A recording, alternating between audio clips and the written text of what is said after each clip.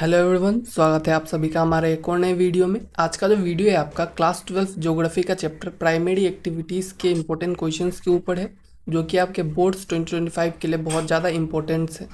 ठीक है, तो इस वीडियो को एंड तक देखिए ताकि आप कोई भी क्वेश्चन जो है मिस ना करें, जो कि आपके बोर्ड एग्जाम्स में आ सकते हैं। तो चलिए वीडियो को स्टार्ट करते हैं। तो सबसे पहले हमारा जो 3 मार्कर क्वेश्चन है उसको देखेंगे हम लोग। तो सबसे पहला क्वेश्चन क्या है आपका, what is nomadic herding. Nomadic herding क्या होता है? Nomadic herding is a form of pastoralism in which herders move their livestock from place to place in search of pasture and water। मतलब कि इसमें क्या होता है कि एनिमल्स को रियर किया जाता है, और जो हर्डर्स होते हैं, जो लोग उसको रियर करते हैं, जो लोग उसको पालते हैं, वो लोग अपने लाइव स्टॉक यानी कि जो जानवर होता है उसको क्या करते हैं, प्लेस टू प्लेस ले जाते हैं। मतलब एक जगह से दूसरे जगह ले जाते हैं। किस चीज़ के लिए? पेस्चर, मतलब कि उनका खाना के लिए, और उनका जो वाटर का रिक्वायरमेंट होता है उसके लिए। ठीक है, there is no fixed home, मतलब कोई फिक्स्ड होम नहीं होता है जहाँ पे वो लोग उसको रखते हैं। Movement is periodic and seasonal, और जो उनका मूवमेंट होता है वो पीरियोडिक होता है, मतलब कि अलग अलग टाइम पे होता है, और सीजन वाइज होता है कि विंटर में कहीं और जाएंगे, समर में कहीं और जाएंगे, रेनी सीजन है तो कहीं और जाएंगे। तो सीजनल मूवमेंट उनका होता है। ठीक है, it is practice in areas where condition are hards. ये जनरली आपके किस एरिया में प्रैक्टिस किया जाता है? जहाँ पे आपका कंडीशंस जो है थोड़ा हार्श होता है, मतलब हार्श वेदर कंडीशंस होता है, जैसे कि एरिड एरिया हो गया, सेमी एरिड एरियाज हो गया, जहाँ पे पेस्चर्स वगैरह बहुत ही कम होता है, उस एरिया में जनरली प्रैक्टिस किया जाता है। जैसे कि आपका parts of Africa, central Asia, in areas में ये प्रैक्टिस किया जाता है। इसका जो हमारा नेक्स्ट क्वेश्चन है क्या है, distinguish between barren and wasteland and culturable wasteland. तो बैरन एंड वेस्टलैंड और कल्चरेबल वेस्टलैंड के बीच में आपको डिफ्रेंशिएट करना है। तो इसी तरह से आप एग्जाम में भी एक टेबल बना दीजिएगा ताकि आपका जो आंसर हो ज़्यादा बेटर दिखे। तो सबसे पहले डेफिनेशन का बात किया जाए तो बैरन एंड वेस्टलैंड का, land which can not be brought under cultivation under present condition. जो वेस्टलैंड होता है उसको आप मतलब नहीं ला सकता है कल्टिवेशन के अंदर। ठीक है, जो उसका प्रेजेंट कंडीशन है उस हिसाब से, मतलब उस पर आप कोई कल्टिवेशन नहीं कर सकते हैं। ठीक है, और जो कल्चरेबल वेस्टलैंड है वो क्या है, land which is currently unused और under fallow but can be cultivated with some effort. और कल्चरेबल वेस्टलैंड को हम लोग क्या कर सकते हैं, कल्टिवेट कर सकते हैं। वो अभी करेंटली जो है अनयूज्ड है, बट उसको हम लोग अगर चाहें थोड़ा सा एफर्ट देंगे तो उसको हम लोग कल्टिवेट कर सकते हैं। कंडीशन का बात किया जाए तो बैरन वेस्टलैंड आपका severally degraded halogen poor fertility, मतलब इसका कंडीशन बहुत ज़्यादा ख़राब है। और वहीं कल्चरेबल वेस्टलैंड का मे रिक्वायर रिक्लेमेशन इंप्रूवमेंट। अगर कल्चरेबल वेस्टलैंड को हम लोग इम्प्रूव कर देते हैं तो वो अच्छा हो जाएगा। ठीक है, यूज़ करने का पोटेंशियल का बात किया जाए तो आपका बैरन वेस्टलैंड जो है वेरी लिमिटेड यूज़ केस है उसका, उसको यूज़ करना थोड़ा इम्पॉसिबल जैसा चीज़ है। बट कल्चरेबल वेस्टलैंड को हम लोग यूज़ कर सकते हैं, अगर इनपुट्स है हमारे पास तो उसका यूज़ करके हम लोग इसको यूज कर सकते हैं। ठीक है, तो हमारा नेक्स्ट जो क्वेश्चन है वो क्या है, what is factory farming in the context of agriculture. Agriculture के कंटेक्स्ट में हमारा फैक्ट्री फार्मिंग जो है वो क्या है। फैक्ट्री फार्मिंग बहुत ही इंपॉर्टेंट टॉपिक है आपके इस चैप्टर का। तो factory farming refers to large scale industrialize farming where animals और even plants are raised in control confined condition for maximum output. मतलब ये क्या है आपका, लार्ज स्केल इंडस्ट्रियलाइज फार्मिंग है। ठीक है, इसमें लार्ज स्केल में फार्मिंग किया जाता है जहाँ पे एनिमल भी हो सकता है और प्लांट भी हो सकता है, उसको रेस किया जाता है एक कंट्रोल कंडीशन में। ठीक है, उसका कंडीशन जो होता है कंट्रोल होता है, कन्फाइंड होता है, छोटे से कंडीशन में उसको रेस किया जाता है ताकि मैक्सिमम आउटपुट जो है वो मिल सके। ठीक है, ज़्यादा प्रोडक्शन के लिए। Emphasis is on mechanisation, high input use, feed machines technology. ठीक है, जो आपका एम्फोसिस है मेनली क्या होता है, मैकेनाइजेशन पे, मतलब मशीन्स वगैरह का यूज़ किया जाता है, और जो हाई इनपुट यूज़। ठीक है, जैसे कि आपका मशीन्स टेक्नोलॉजी उनका यूज़ करके ज़्यादा इनपुट निकालने का कोशिश किया जाता है। It often involves monoculture and large capital investment. इसमें जनरली आपको मोनोकल्चर देखने को मिलता है, मतलब सिंगल चीज़ पे ज़्यादा फोकस किया जाता है, कोई भी एक क्रॉप, कोई भी एक एनिमल पे ज़्यादा फोकस रहता है, और आपका ज़्यादा कैपिटल इन्वेस्टमेंट होता है क्योंकि मशीनरी वगैरह का यूज़ करना पड़ता है, लार्ज स्केल में करना पड़ता है, तो इसमें ज़्यादा पैसा का भी ज़रूरत पड़ता है। उसका हमारा जो नेक्स्ट क्वेश्चन है क्या है, what are primary activities dependent, why are primary activity dependent on natural factors environment. Primary activities जो है आपका नेचुरल फैक्टर पे क्यों डिपेंडेंट है? ठीक है, because they involve direct extraction और use of natural resources, soil, water, vegetation, minerals. तो प्राइमरी एक्टिविटी आपको पता है जनरली वो क्या होता है, डायरेक्ट एक्सट्रैक्शन और यूज़ ऑफ नेचुरल रिसोर्सेज पे डिपेंडेंट होता है। जो नेचुरल रिसोर्सेज होता है उसी को हम लोग यूज़ करते हैं, तो इसलिए आपका इन्वायरमेंट पे डिपेंड करता है। Their productivity and viability depend on climate, soil, fertility, water availability, topography. जो प्रोडक्टिविटी है आपका प्राइमरी एक्टिविटीज़ का बहुत सारे अलग अलग फैक्टर्स पे डिपेंड करता है, जैसे कि आपका क्लाइमेट कैसा है, सोइल का फर्टिलिटी है कि नहीं है, वाटर अवेलेबिलिटी है कि नहीं, इन सब चीज़ों पे आपका डिपेंड करता है। इसका एग्जांपल अगर देखेंगे तो agriculture depends on rainfall, irrigation, soil quality. वहीं पे अगर आप फिशिंग करेंगे तो किस चीज़ पे डिपेंड करता है, वाटर बॉडी कैसा है, मैराइन इकोसिस्टम कैसा है, मतलब पानी के अंदर जो इकोसिस्टम है वो किस टाइप से है। और अगर आप माइनिंग कर रहे हैं तो माइनिंग जो है आपका जियोलॉजी, मिनरल डिपॉजिट, इन सब चीज़ों पे डिपेंड करता है, जो कि नेचुरल फैक्टर्स है आपका, ठीक है। इसके बाद अगर हम लोग बात करें 5 मार्कर क्वेश्चंस पे, तो 5 मार्कर क्वेश्चंस को देखते हैं, चलिए एक एक करके। तो सबसे पहला क्वेश्चन क्या है, explain the features, advantage and problems of plantation agriculture.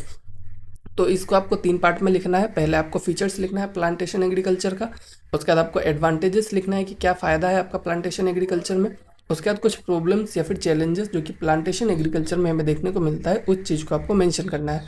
तो फीचर का बात करें तो इसमें मोनोकल्चर फॉलो किया जाता है, ठीक है। मतलब जनरली आपका सिंगल क्रॉप यूज़ किया जाता है, टी प्लांटेशन हो गया, कॉफ़ी प्लांटेशन हो गया, तो इन सब पे सिंगल क्रॉप का ज़्यादा फोकस रहता है। कमर्शियल ओरिएंटेशन होता है, output is for sale, export, not subsistence. Plantation agriculture generally आपका सेल करने के लिए किया जाता है, एक्सपोर्ट करने के लिए किया जाता है, तो मतलब सब्सिस्टेंस एग्रीकल्चर से बहुत ज़्यादा अलग है। मतलब वो बस रहने खाने के लिए नहीं होता है, वो पैसे कमाने के लिए किया जाता है। इसमें कैपिटल इन्वेस्टमेंट जो है बहुत ज़्यादा करना पड़ता है, क्योंकि आपको मशीनरी लाना पड़ेगा, आप जो भी प्लांट प्रोड्यूस कर रहे हैं उसको प्रोसेस करना पड़ेगा, इंफ्रास्ट्रक्चर का आपको ज़रूरत पड़ेगा, ठीक है। तो इसमें आपको पैसा ज़्यादा लगाना पड़ता है। एडवांटेजेस का बात किया जाए तो economics of scale, high yield per unit area. तो इसमें आपको स्केल करना ज़्यादा अच्छा है, ठीक है। इसमें ज़्यादा क्वांटिटी में आप प्रोड्यूस कर सकते हैं, आपको high yield per unit area मिलता है, मतलब आप जितना एरिया में कर रहे हैं उसके हिसाब से आपको बहुत ज़्यादा हाई इल्ड मिलता है। क्यों? क्योंकि आप मशीन्स वगैरह यूज़ कर रहे हैं, ठीक है। इसमें बाकी आपको एक्सपोर्ट अर्निंग का पोटेंशियल से, ठीक है, फॉरेन एक्सचेंज मिलेगा कंट्री को अगर आप एक्सपोर्ट कर पा रहे हैं अपने चीज़ों को, जैसे कि टी कॉफ़ी जो होता है वो बहुत ज़्यादा एक्सपोर्ट होता है। क्यों? क्योंकि वो प्लांटेशंस क्रॉप है, उसको हाईली मैकेनाइज करके उगाया जाता है और उसको एक्सपोर्ट भी किया जाता है। और इसमें एम्प्लॉयमेंट अपॉर्चुनिटीज़ भी मिलता है रूरल एरियाज़ में, जैसे कि देखेंगे कि प्लांटेशन में बहुत सारे लेबर्स वगैरह को काम करने का अपॉर्चुनिटी मिलता है। और कुछ चैलेंजेस है, जैसे कि एनवायरमेंटल डिग्रेडेशन, डिफोरेस्टेशन, सोइल एग्जेशन। मतलब प्लांटेशन करने के लिए आपको बहुत ज़्यादा एरिया चाहिए, तो उसमें जनरली डिफोरेस्टेशन वगैरह करना पड़ता है। तो इसमें प्रॉब्लम्स का बात करें तो आपको और भी देखने को मिलेगा, जैसे कि आपका वर्ल्ड मार्केट प्राइजेस पे डिपेंड करता है, बहुत सारे फ्लक्चुएशंस होता है इसमें वर्ल्ड के मार्केट प्राइजेस पे। साथ में आपका कॉस्ट ऑफ इनपुट हाई होता है, कैपिटल रिक्वायरमेंट बहुत ज़्यादा होता है, ठीक है। तो ये हो गया आपका प्लांटेशन एग्रीकल्चर के बारे में। इसके बाद जो हमारा नेक्स्ट है, explain the concept of productive irrigation and discuss its importance and challenges in India. जो प्रोडक्टिव इरिगेशन होता है, ठीक है, उसके बारे में आपको डिस्कस करने के लिए कहा है, उसका क्या इंपॉर्टेंस है और इंडिया में क्या क्या चैलेंजेस फेस किया जाता है इस सिस्टम ऑफ इरिगेशन में। तो irrigation practice that ensure water is supplied in sufficient quantity at right time and place to optimise crop growth, ठीक है। तो इस चीज़ को, जब प्रोडक्टिव इरिगेशन क्या होता है उसको जान लीजिए। जब वाटर को हम लोग सप्लाई करते हैं सफिशिएंट क्वांटिटी में, मतलब जितना क्वांटिटी ज़रूरत है उतने में सप्लाई करते हैं, और सही टाइम पे और सही प्लेस पे जब सप्लाई करते हैं तो उसको हम लोग क्या कहेंगे, प्रोडक्टिव इरिगेशन कहेंगे। इसका इंपॉर्टेंस क्या है, आपका एग्रीकल्चर प्रोडक्टिविटी को बढ़ाता है, ठीक है। आपका रेनफॉल, मानसून, इन सब पे बहुत ही ज़्यादा कम डिपेंडेंस हो जाता है। मल्टीपल क्रॉपिंग आप कर सकते हैं, और आपका जो हाई वैल्यू क्रॉप्स हो गया, वाटर इंटेंसिव क्रॉप, उसको ग्रो करने में हेल्प करता है और स्टेबलाइज करता है, आपको ईल्ड और रिस्क को कम करता है। ये आपका इंपॉर्टेंस हो गया प्रोडक्टिव इरिगेशन का। उसके बाद कुछ चैलेंजेस है जो कि प्रोडक्टिव इरिगेशन में हमें देखने को मिलता है इंडिया में, जैसे कि आपका unequal distribution, irrigated areas are concentrated in some regions. मतलब कि इरिगेशन जो है हर जगह पे पॉसिबल नहीं हो पाता है, इन्वेस्टमेंट बहुत ज़्यादा होता है इसमें, मेंटेनेंस जो होता है इरिगेशन सिस्टम का वो भी बहुत ज़्यादा हाई होता है। वाटर लॉगिंग, सेलिनाइजेशन, इन सब चीज़ों को हम लोग देख पाते हैं, और ओवर एक्सट्रैक्शन हो जाता है आपका ग्राउंड वाटर का, और डिप्लेशन होता है ग्राउंड वाटर का, ठीक है। तो ये सब कुछ चैलेंजेस है जो कि हमें प्रोडक्टिव इरिगेशन में इंडिया में देखने को मिल जाता है। इसका जो हमारा नेक्स्ट क्वेश्चन है क्या है, what is mining as a primary activity, explain the types of mining and their environmental impact. Mining क्या है आपका, और उसका जो टाइप्स ऑफ माइनिंग क्या है, और उसका इन्वायरमेंटल इम्पैक्ट जो है वो क्या है, वो आपसे पूछा गया है। तो माइनिंग क्या है आपका, एक्सट्रैक्शन ऑफ मिनरल्स और अदर जियोलॉजिकल मटेरियल्स, ठीक है। जब माइनिंग क्या होता है, हम लोग जब मिनरल्स को एक्सट्रैक्ट करते हैं और कुछ और भी जियोलॉजिकल मटेरियल्स जो कि हम लोग अर्थ से एक्सट्रैक्ट करते हैं। तो माइनिंग अलग अलग टाइप्स के होते हैं, जैसे कि आपका सरफेस माइनिंग, जिसको हम लोग open cast mining, strip mining कुछ भी कहेंगे। अंडरग्राउंड माइनिंग होता है जो कि सर्विस के अंदर होता है, ठीक है। आपका प्लेसर माइनिंग होता है जैसे कि आपका रिवर बेड्स, एलुवियल डिपॉजिट, इन सब के आसपास किया जाता है। उसके बाद इसका इन्वायरमेंटल इम्पैक्ट का बात किया जाए तो आपका लैंड डिग्रेडेशन देखने को मिलता है। और उसके बाद आपका एक्सकेवेशन स्कैर्स, मतलब कि जब आप खोदते हैं तो वहाँ पे मतलब जो जगह है वो मतलब रह जाता है खुदा हुआ, ठीक है। डिफोरेस्टेशन, हैबिटेट लॉस, ये सब भी हमें देखने को मिलता है। सोइल इरोजन, सेडिमेंटेशन इन रिवर्स, इन सब चीज़ों को भी देखने को मिलता है। पोल्यूशन का बात किया जाए तो डस्ट, नॉइस, वाटर कंटामिनेशन, ये सब हमें माइनिंग में देखने को मिलता है। और कुछ कम्युनिटीज़ जो होते हैं वो डिस्प्लेस हो जाते हैं, ठीक है। तो इसका सोशल इम्पैक्ट्स भी हमें देखने को मिलता है माइनिंग करने वक्त, ठीक है। इसका जो हमारा नेक्स्ट क्वेश्चन है वो क्या है, discuss the role of agriculture in India's economy, its current challenges and suggest reform. तो सबसे पहले आपको एग्रीकल्चर का रोल को बताना है, फिर उसके करंट चैलेंजेस को बताना है और हम लोग उसमें क्या रिफॉर्म कर सकते हैं, ठीक है। तो सबसे पहला रोल क्या है, source of livelihood for a large part of population. Agriculture जो है बहुत सारे पॉपुलेशन को मतलब लिविंग प्रोवाइड करता है, बहुत सारे लोग एग्रीकल्चर पर डिपेंडेंट है। एग्रीकल्चर का जो कंट्रीब्यूशन है जीडीपी में, इकोनॉमी में भी देखने को मिलता है। और उसके बाद फूड सिक्योरिटी जो है हमें एग्रीकल्चर की वजह से मिलता है। और जो भी एग्रो बेस्ड इंडस्ट्रीज है उसके लिए रॉ मटेरियल्स एग्रीकल्चर प्रोवाइड करता है। इसके चैलेंजेस क्या क्या है, आपका फ्रेगमेंटेशन ऑफ लैंड होल्डिंग, ठीक है, मतलब लैंड होल्डिंग जो है वो कम है लोगों के पास, कुछ कुछ लैंड्स है लोगों के पास है, मतलब छोटे छोटे अमाउंट्स में है, तो इससे हाईली प्रोडक्टिव एग्रीकल्चर नहीं कर पाते हैं। एग्रीकल्चर में हमें जनरली प्रोडक्शन जो है वो कम देखने को मिलता है, जो वर्ल्ड एवरेज है उसके हिसाब से। मानसून पे बहुत ज़्यादा डिपेंडेंट है, क्लाइमेट चेंज जो है बहुत ज़्यादा देखने को मिलता है, तो इसके वजह से एग्रीकल्चर पे बहुत ज़्यादा मतलब इफेक्ट पड़ता है। इंफ्रास्ट्रक्चर का कमी है, स्टोरेज, ट्रांसपोर्ट, मार्केट एसेस, ये सब बहुत ही कम है।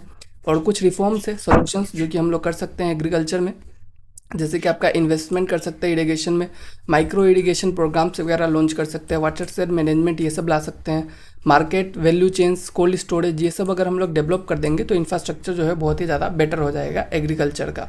तो ये हम लोग कुछ रिफॉर्म्स है जो कि एग्रीकल्चर सेक्टर में हम लोग कर सकते हैं। बाकी आज का वीडियो में इतना ही था। Thank you all.